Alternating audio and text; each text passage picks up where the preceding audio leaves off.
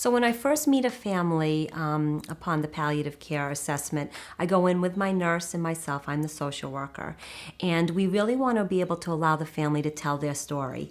We've got information from the doctors, the medical team about the child's illness and what's been going on, but I really want to hear it from the parents' perspective.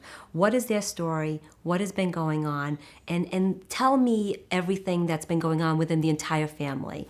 The assessment can take approximately 2 hours. We want to look at how is this affecting the family, how is it affecting the patient, especially if it's a patient who's in school, they're missing their friends. How is this affecting everyone socially, emotionally, and spiritually? Those are the 3 areas that we're really looking to be able to assess.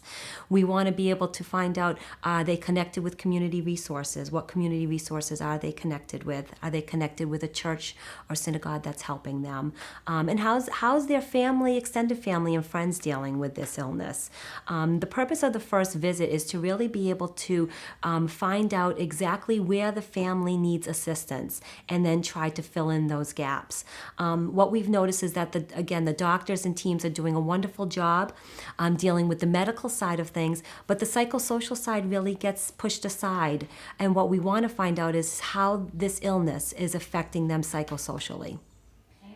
So what I found during these times with the families is that just the presence of the social worker or the palliative care team in the home can provide a presence that they're not used to.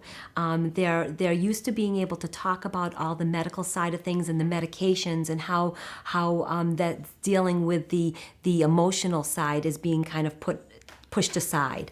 In other words, a family member may realize that they haven't talked about how it feels the first time that they got the diagnosis. Recently, I spent some time with some young mothers who are dealing with, both have children with leukemia diagnosis under the age of 3. And both mothers really feel as though they haven't had the opportunity to talk about that moment that they got the diagnosis. To them, it's like almost like a PTSD. They really needed that opportunity to sit and talk about what it was like to get that phone call, what it was like to hear that diagnosis and have their fears confirmed. And just being able to sit and talk about it and tell their story really opened up a new way for them to be able to reach out to supportive services, a new way to connect with the team that they just hadn't gotten before.